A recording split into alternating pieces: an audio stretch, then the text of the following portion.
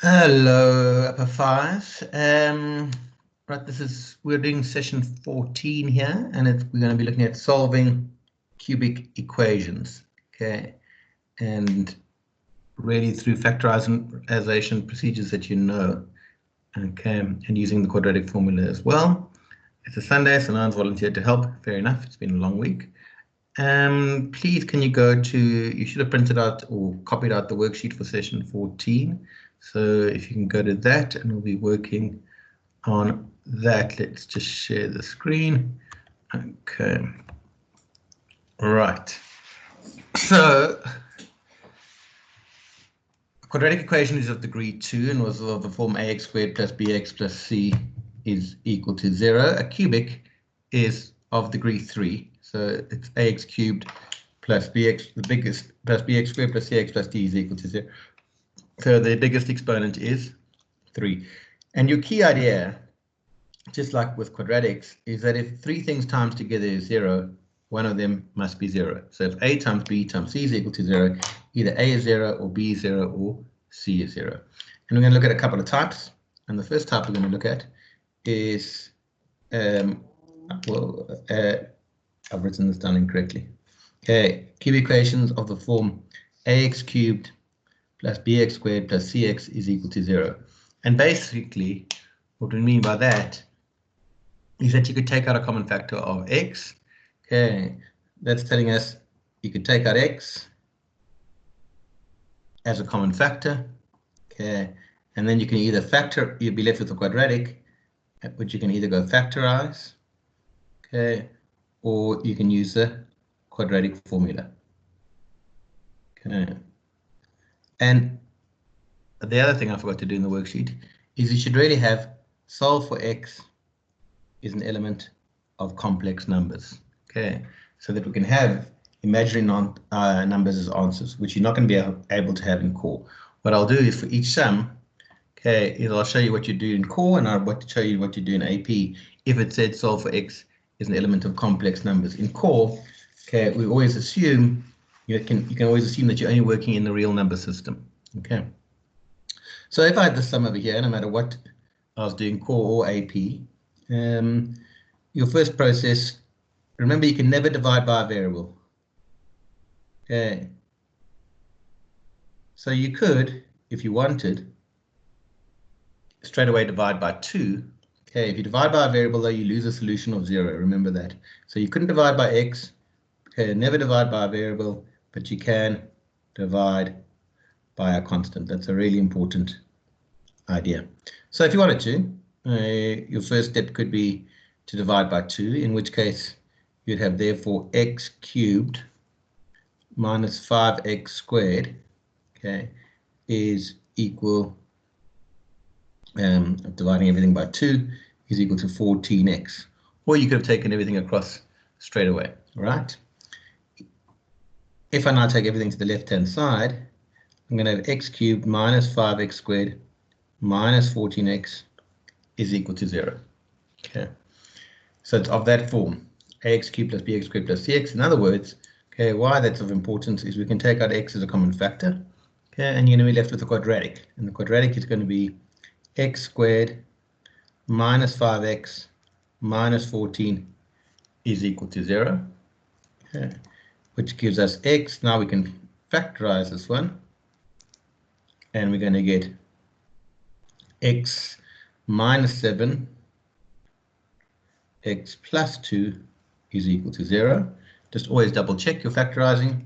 X squared plus 2x minus 7x is minus 5x minus 14. So now we've got this concept over here of a times b times c is equal to 0. We've got x times x minus 7 times x plus 2 is equal to 0. That number has to be 0. It doesn't work with any other number. Okay, so therefore x must be 0, or x minus 7 must be 0, or x plus 2 must be equal to 0. In other words, x is equal to 0, or x is equal to 7, or x is equal to negative 2. Okay, so you get three solutions. Okay, x is equal to 0, x is equal to 7, or x is equal to negative 2. Just out of interest, for those of you interested, if you are sketching this graph, graphically, what these answers are Well, if we sketch that graph, x cubed minus 5x squared minus 14x is equal to 0, what you've worked out is that there are 3 x-intercepts. One at -2, one at 0. This is not, you're not going to test it on this yet, but it's going to be important in metric. And this is 7. Okay, the start of the positive, and your shape will roughly be like this somehow. And that'll be your graph. But so bear in mind, whenever you're solving a cubic equation, if all the answers are real numbers, okay, then you're finding, okay, the x-intercepts of a cubic graph. If they're imaginary numbers, you can't really think about it in terms of graphs.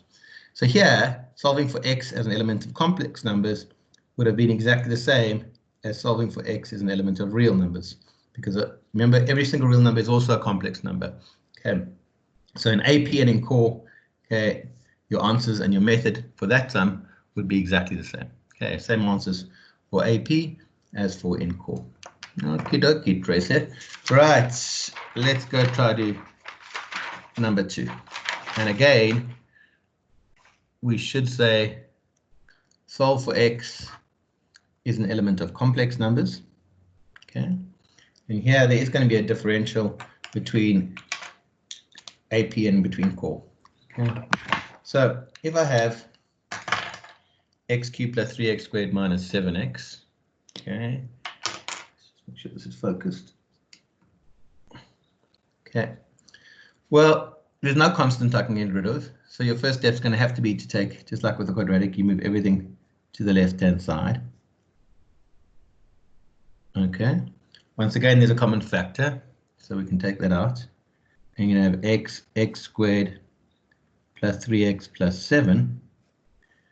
The difference is now, okay, you cannot factorize x squared plus 3x plus 7. Okay, that's not possible, but that shouldn't lead to panic, because if you've got a quadratic that you can't factorize, you're going to use the quadratic formula. But at the moment, I've got a times b is equal to 0. So therefore, a is equal to 0. I should say, therefore, x is 0. Or the other factor, which in this case is x squared plus 3x plus 7, is equal to 0. So we've got one solution. Okay, x is equal to 0. Now I've got to solve x squared plus 3x plus 7 is equal to 0. And to do that, we're going to use the quadratic formula. And a is equal to 1, the coefficient of x squared.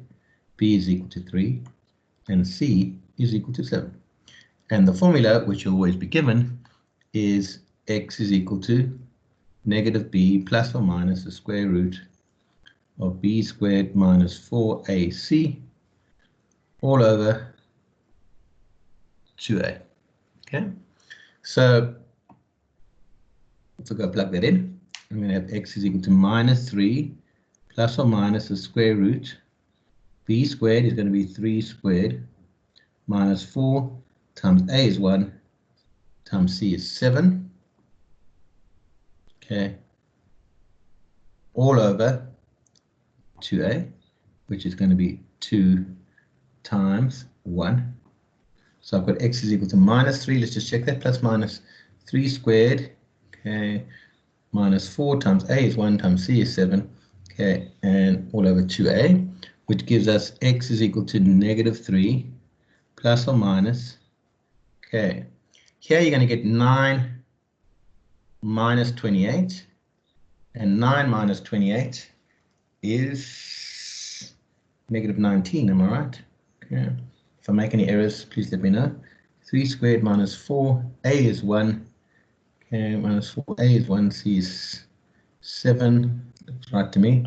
Okay, so 9 minus 28 is minus 19, so minus 3 plus minus minus 19 over 2. Now, as soon as you see, if this is core, okay, in core math at this point, once you've recognized that there's a negative underneath the third, okay, once you've recognized that the negative under the third, at this point you'd say no solutions. So in the real number system, your only solution is x is equal to 0. But in this question, we said solve for x is an element of complex numbers. In other words, we can have imaginary solution components as well. And if we simplify that, remember that means the square root of 19 times the square root of negative 1. Root 19 can't be simplified. Square root of negative 1 is I, so I'm going to get root 19 I. Okay, So this is going to become x is equal to negative 3 plus or minus root 99 all over 2. And there is your final solution. Okay. Right. Capish. Done. Lovely stuff. Okay. Right. Sometimes you feel quite insecure doing this stuff in video because it's there for good. A is 1, B is 3, C is 7. Yep, that looks right to me. Okay, as I say, if I make an error, let me know. Buy a chocolate. Right. The next one. Solve for x. Okay. Again, we should have specified, apologies, x is an element of complex numbers.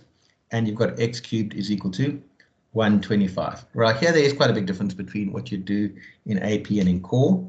Okay, so in core, where you're only working with x as an element of real numbers, what you'd simply do is this. You've got x cubed is equal to 125. So x is going to be equal to the cube root of 125, which is equal to 5. 5 times 5 times 5, k is equal to 125. And that's it. That's your final answer for core. No other solutions. That's your only real solution. But in AP, I'm afraid, when they say to you solve for x is an element of complex numbers, you're going to have to, first of all, move everything to the other side. And you're going to have x cubed minus 125 is equal to 0. Okay. Now we're going to use, this is a cubic. And you've done factorizing of cubics in core. And if you remember, how do we factorize cubics? You take the cube root of x cubed, which is x. Cube root of 125 is 5. So you get x minus 5, right? And then you say x, you square that first bit because x times what gives you x cubed? X times x squared. Okay, and minus 5 times what gives you minus 125? It's going to be plus 25. And then if you remember this, the trick, what do you do then? We times them together, so it's minus 5x, and change the sign. So you get x squared plus 5x plus 25. If you're simplifying that, remember that's a shortcut. You can apply a shortcut if that square, if that thing is that term squared, that's that term squared, and that's the product of those two, change the sign. Okay. So now I'm left with that over there, which means two things times together gives you 0. It means x minus 5 must be 0, or x squared plus 5x plus 25 must be equal to 0. So in other words, x is equal to 5, which is our real solution that we got over here. So in core, that is your only answer if you're solving in the real number system. But we are solving in the complex number system, so there's going to be some solution to that no matter what. Okay, and again, we're going to use the quadratic because it doesn't factorize, where a is equal to 1, b is a coefficient of x, which is 5, and c is a constant term, which is 25. And if I plug it into the quadratic formula, okay, which is up there, you're going to get x is equal to negative b, which is going to be negative 5, plus minus the square root of b squared, which is 5 squared, minus 4 times a, which is 1, times c, which is 25, all over 2 times a, which is 2 times 1. And again, if it was core, say you were factorize this at this point, you get 25 minus 100. Straight away, you see that's a negative under the third. So you'd say no solutions, but with AP, we're going to have to take this further. Let's try not to use calculators. X is equal to minus 5 plus minus 25 minus 100. 25 minus 100 is negative 75. And 25 minus 100, negative 75, all over 2. Okay. And the square root of 75 in simplest third form, if you had a calculator in the exam, you could cheat. It would be 25 times 3, which is 5 root 3. Okay. So negative root 75 is going to be root 25 times 3 times square root of negative 1, which is going to be 5 root 3 I. So you're going to get x is equal to minus 5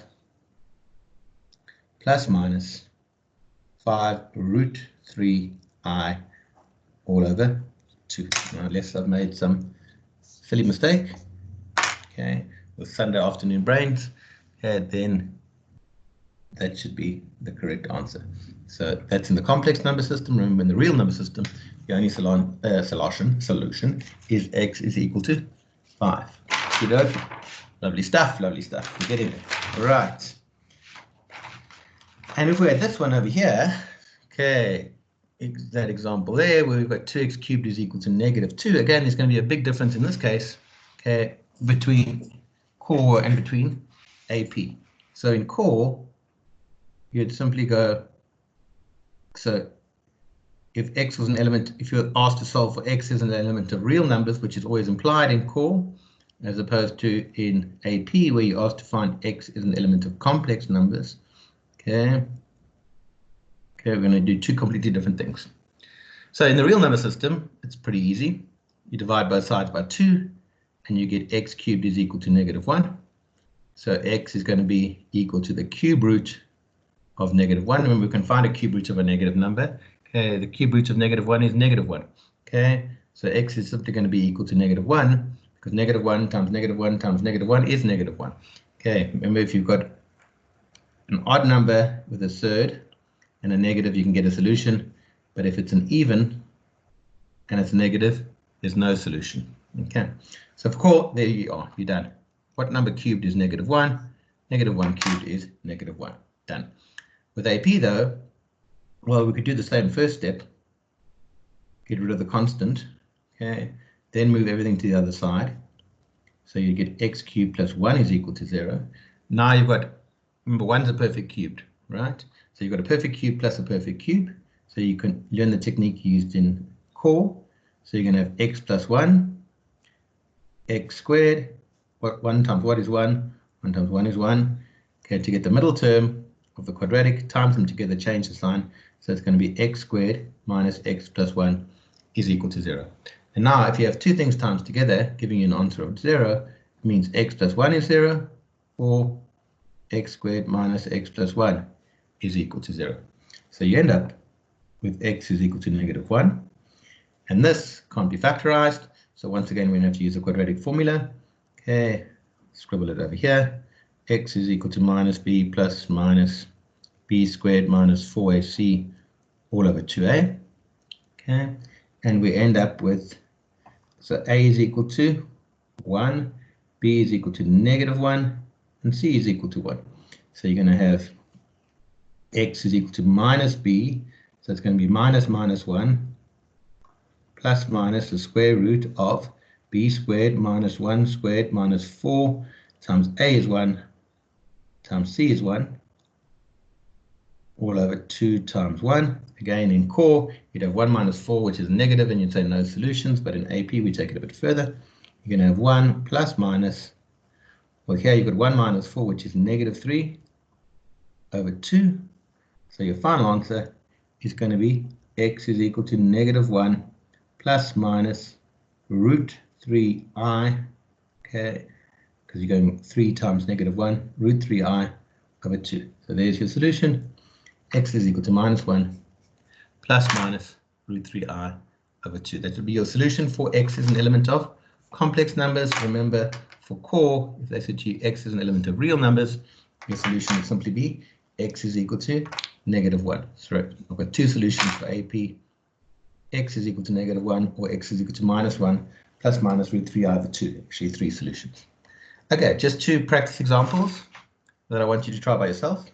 Okay, so go for it, then come back and look at the explanation. First question is exercise 1, page 22, question F. Okay, and the question says solve for x is an element of complex numbers. Okay, and you've got x cubed plus 4x squared plus 8x is equal to 0. Off you go, give it a try. Okay, so hopefully you've tried it and you factorized, and you got x squared plus 4x plus 8 is equal to 0. X squared plus 4x plus 8 is equal to 0. That's it. So in other words, two things times together give you 0. It means x is 0, or the other factor, x squared plus 4x plus 8 is equal to 0. Okay, so we're done with that one. That's one solution. And here we're going to use the quadratic formula using a is equal to 1, b is equal to 4, and c is equal to 8. So you're going to get x is equal to -b, -4, plus minus the square root of b squared, 4 squared minus 4, a is 1, c is 8, all over 2 times 1. Okay, so I end up with x is equal to -4 plus minus 16 minus 32 is, am I right? 16 minus 32. It's always much fun to try to do math without a calculator. Keeps your brain fresh. 16 minus 32 is negative 16 over 2. Okay, and you get x is equal to, well, what this is going to become is minus 4 plus minus, well, the square root of 16 is 4, and the square root of negative 1 is I. So you get that, which means divide everything by 2. Okay, I'm not cancelling, I'm dividing each term by 2, so you're going to get x is equal to minus 4 divided by 2 is minus 2 plus minus 2i. Okay, and there is your solutions. So the solutions in the complex number system is x is 0 or x is equal to 2 plus minus root 2i. In the real number systems, that's solving for x as an element of complex numbers. In core, solve for x as an element of reals. Okay, you'd have one solution, which would be x is equal to 0. Okay. Righty then, last one, which is going to be, comes from exercise 2, page 23, and it's question F. And the question says, again, it should be solved for x is an element of complex numbers, and you've got 27x cubed plus 8 is equal to 0. Well, again, it's going to, x is an element of complex we're going to do over there. In core, if we just said solve for x, remember that means solve for x is an element of reals, it's implicit. And in core, you just do this, you go 27x cubed is equal to negative 8.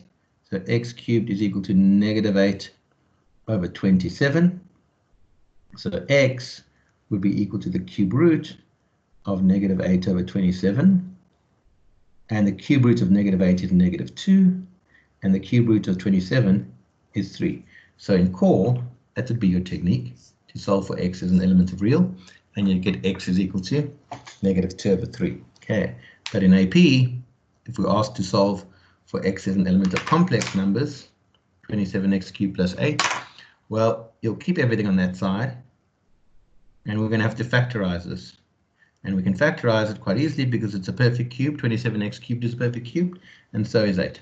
Okay, so if we factorize that, well, the cube root of 27x cubed is 3x, because if you go cube 3x, you're going to get 27x cubed, and the cube root of 8 is 2, so 3x plus 2, and we're going to have equal to 0. And what's going to go here? Well, it's going to be that squared, which is 9x squared, because 3x times 9x squared is 27x cubed. 2 times what is 8? It's going to be plus 4 over there. And what goes in the middle? Well, for a perfect cubed, what we can do is times them together. 3x times 2 is 6x. Change the sign, negative 6x. So I get 3x plus 2, 9x squared minus 6x plus 4 is equal to 0. So two things times to give you 0. 3x plus 2 is equal to 0, or 9x squared minus 6x plus 4 is equal to 0. Okay, and generally, nearly, in fact, always, this is going to be a cubic which can't be factorized. So we're going to have to solve using the quadratic formula. But for this one, we got 3x is equal to negative 2, x is equal to negative 2 over 3. So that's our real solution. Okay, which was the only real solution we had over there. So which is telling us that these two are going to both be complex. So if I factorize that, we're going to have a is equal to 9, b is equal to negative 6, sorry, not factorize, if I'm going to use the quadratic formula, and c is equal to 4.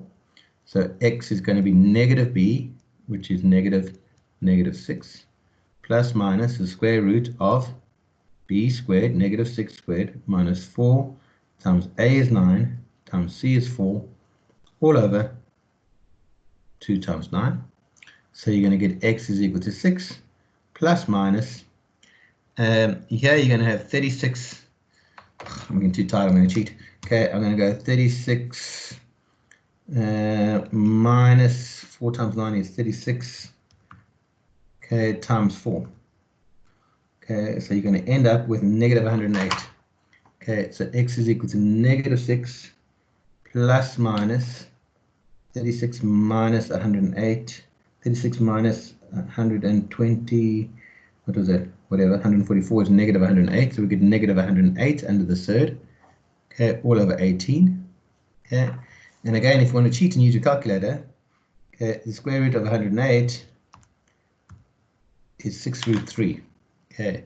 So you're going to get x is equal to 6 plus minus, okay, we're going to have 6 root 3, but there's a negative, so it's going to be 6 root 3i, okay, all over 18. And if we want to make it prettier, we're going to get x is equal to, well, 6 over 18 is a third, and 6 over 18 is a third there, so it's a third plus minus root 3i over 3. Okay, a third plus minus root 3 over 3. So there are your real solutions, minus 2 over, your complex solutions, minus 2 over 3, or a third plus minus 3 root I over 3. And that is all your works that's going to be covered in your test. I would like you to practice by doing exercise 1 on page 22, A to E, we've done F, and exercise 2 on page 23, A to E, we've done F. All right, guys, take care. See you soon. Arrivederci, ciao.